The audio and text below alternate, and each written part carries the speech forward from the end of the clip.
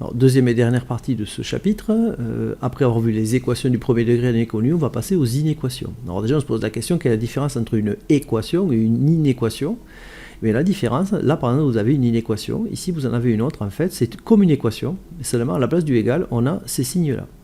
Donc ça on appelle ça les signes d'ordre. Les signes d'ordre, vous en avez 4, vous avez supérieur strictement, supérieur ou égal, inférieur strictement et inférieur ou égal. Pourquoi on les appelle signes d'ordre? Parce que ça permet simplement d'ordonner les nombres. Si par exemple on dit que 6 c'est plus petit que 8, eh bien on a ordonné les deux nombres 6 et 8. On appelle ça des signes d'ordre. Donc la différence entre une équation et une inéquation, c'est qu'une inéquation,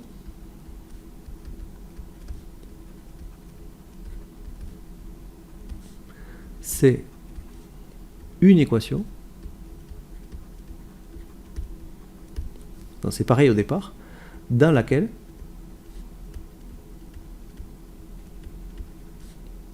le signe égal est remplacé par un signe d'ordre.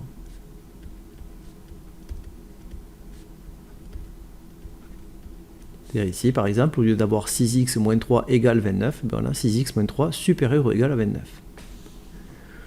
Comment résout-on une inéquation? Eh bien, en fait, on résout exactement comme une équation, donc toutes les techniques qu'on a vues jusqu'à présent peuvent s'appliquer, mais il y a une différence. Donc, comment résoudre une inéquation? Une inéquation, ben, on résout comme une équation, mais lorsqu'on divise par un nombre négatif, on doit inverser le signe d'ordre. Alors je vais expliquer ça avec ces deux exemples. On va prendre cette inéquation, on va la résoudre exactement comme s'il y avait un égal ici. Donc on prend moins 3, on veut s'en débarrasser, on le passe de l'autre côté, ça va donner 8x, le signe, donc 29, d'accord, et plus 3 qui devient, moins 3 pardon, qui devient plus 3. 29 et 3, ça fait 32, donc ça fait 8x, le signe, et 32. Ici on a fois, le contraire de fois c'est divisé, donc ça donne x, de l'autre côté 32 divisé par 8, supérieur ou égal, ici, et 32 divisé par 8. Les petits signes que j'emploie ici pour passer d'une équation à l'autre, c'est le signe qui veut dire équivalent à, je peux passer ici d'une à l'autre, et donc ici je fais 32 divisé par 8, ça fait x supérieur ou égal à 4.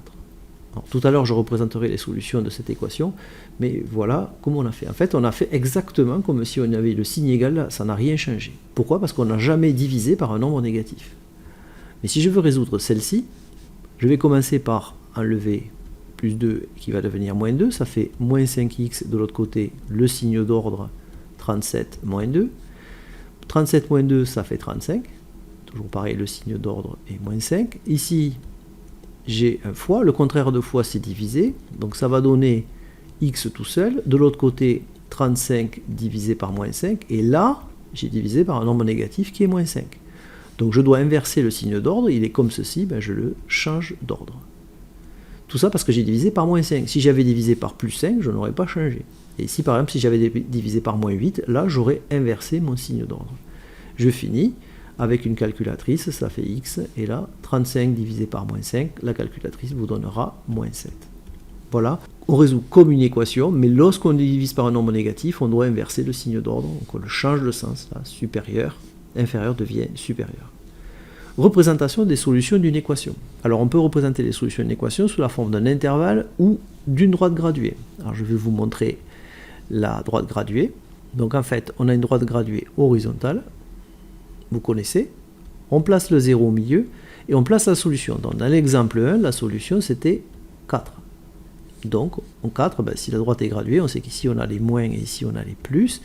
Et donc schématiquement, 4 se retrouverait ici. Et là ici, ce signe signifie x plus grand ou égal à 4. Donc plus grand que 4, ben, c'est ici. Donc ça par exemple, on va le colorier en bleu.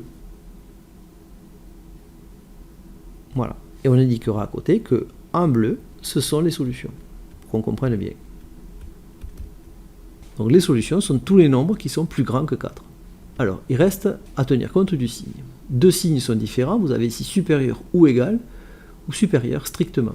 Si vous prenez supérieur ou égal, ici vous voyez que c'est comme un petit égal, en fait la solution est comprise dans les solutions, c'est-à-dire qu'elle doit être comprise, elle en fait partie, et donc on tournera un crochet vers l'endroit qui est bleuté, c'est-à-dire que le crochet est tourné vers les solutions, les petites barres vont là-dessus.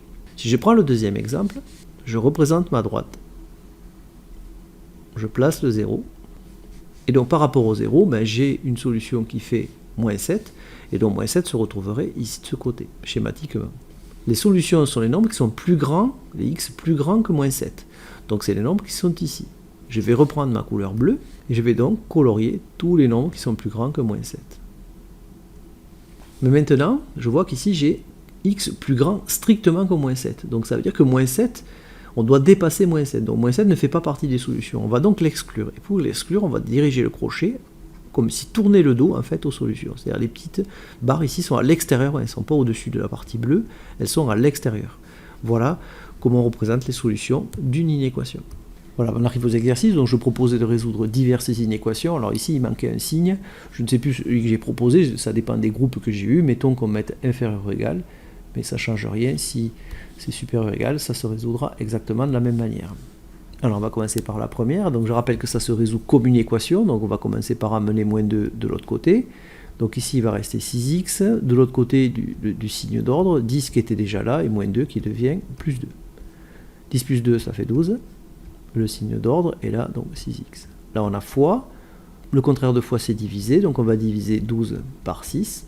Comme 6 est un nombre positif, on ne change pas le signe, et donc 12 divisé par 6 ça fait 2, donc ça fait x plus petit que 2.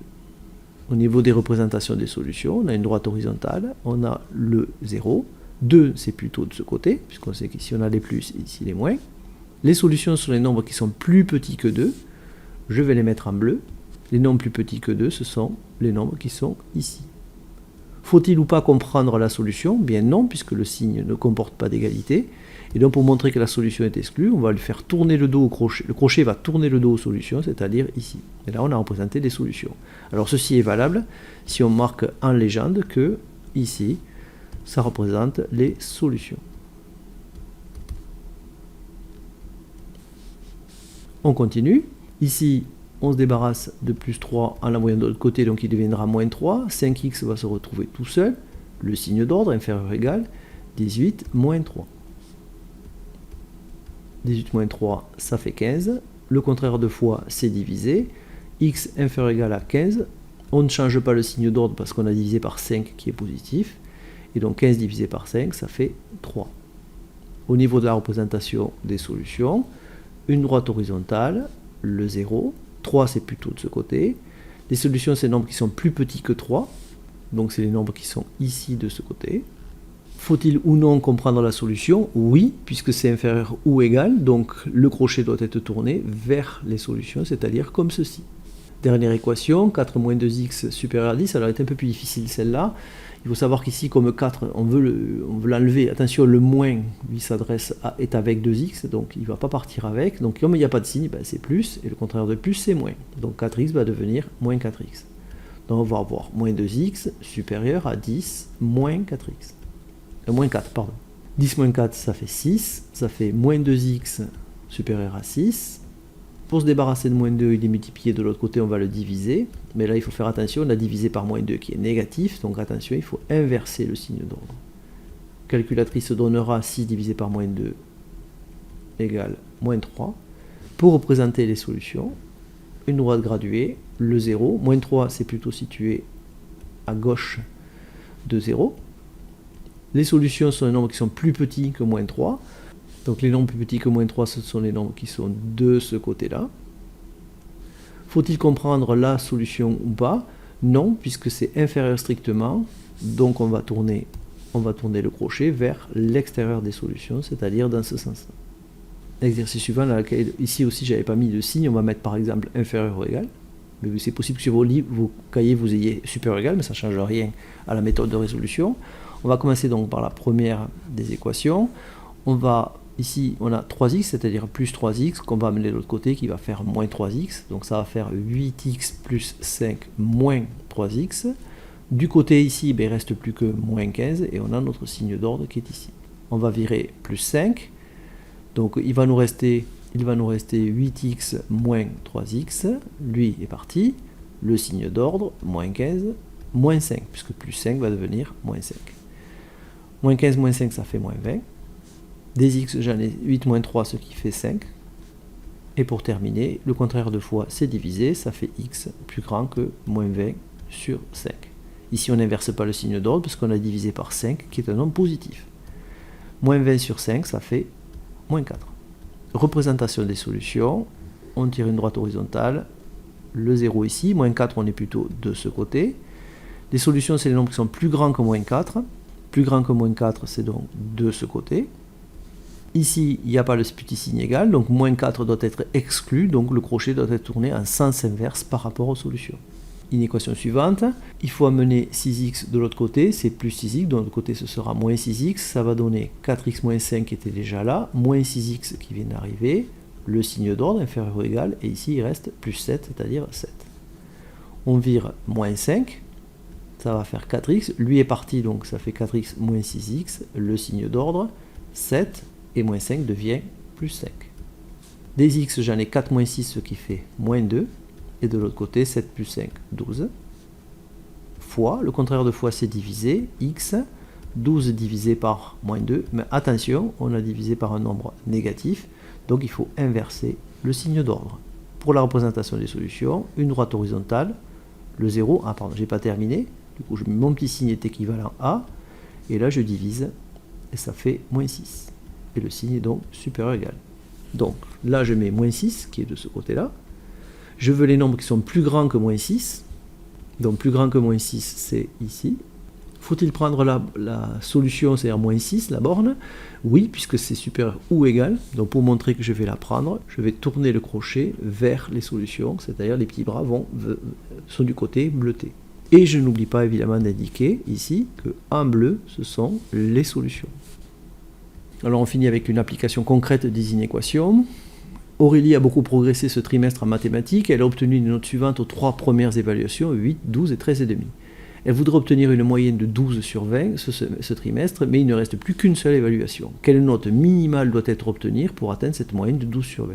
Alors déjà, la première chose à savoir, c'est de calculer une moyenne. Pour calculer une moyenne, c'est assez facile. On ajoute les différentes notes et on divise par le nombre de notes. Donc ici, on veut savoir quelle note minimale elle doit obtenir, donc on va dire que x, l'inconnu, c'est la note minimale. Et on sait que donc, si elle fait la moyenne avec cette nouvelle note, donc si elle rajoute tous ces points marqués, plus les points qu'elle marquera à la dernière évaluation, et qu'elle divise ça par 4 notes, elle doit obtenir 12. Alors c'est une équation, mais on peut se dire qu'elle veut une note minimale, donc elle ne s'empêche pas d'avoir plus de 12, donc elle veut que ce soit au moins, que cette moyenne soit supérieure ou égale à 12, c'est-à-dire 12 ou plus, d'où cette inéquation. Pour résoudre cette inéquation, on va d'abord la nettoyer. Donc déjà, ces 3 nombres, on peut les additionner entre eux. Donc si je fais ça, j'obtiens 33,5. Donc ça fait 33,5 plus x divisé par 4, supérieur ou égal à 12. Et ça ressemble à ce qu'on a fait lors du produit en croix. En fait, on peut aussi se dire qu'ici, on a divisé par 4 et que le contraire de la division, c'est la multiplication. Donc 4, de l'autre côté, va être multiplié. Donc ça fait 33,5 plus x, supérieur ou égal à 48. Parce que 12 fois 4, ça fait 48. Après, le reste est simple. Plus 33,5 va devenir moins 33,5. Donc ça fait x supérieur ou égal à 48 moins 33,5. Et ça fait x supérieur ou égal à 14,5. Donc elle doit avoir obtenu au moins 14,5. Donc elle doit, ou Aurélie, doit obtenir au moins 14,5 sur 20. Voilà, c'est la fin de cette série d'exercices.